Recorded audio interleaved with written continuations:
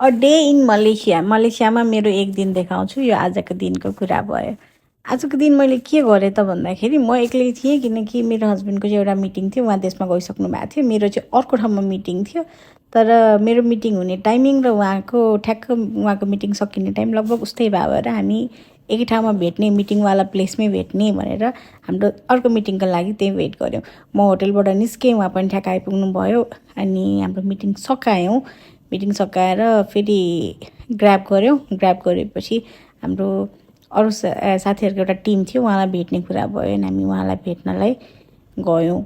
मलेसियाको यो ठाउँ चाहिँ ठ्याक्कै केएलको अगाडितिर छ अनि कस्तो एकदम हरियाली छ क्या। मलेसिया जता गयो त्यतै राम्रो लाग्छ भने मलेसिया यस्तो छ कि तपाईँले एकदम मोडर्न र ट्रेडिसनको मिक्स पाउनुहुन्छ भन्नाले, जस्तै यो नेपाल जस्तो पनि छ, अलि गाउँ गाउँ टाइपको जस्तो पनि छ, सहर जस्तो पनि छ, सबै चिजको कम्बिनेसन टाइपको छ।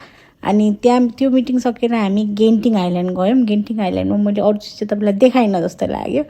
अनि गेन्टिङ आइल्यान्डबाट फर्किँदाखेरि गेन्टिङ आइल्यान्डमा एकदम ठुलो पानी परिरहेको थियो। त्यसपछि फर्केर फेरि हामी केएल आइपुग्यौँ। आजको दिन सकियो हाम्रो। Thank you so much.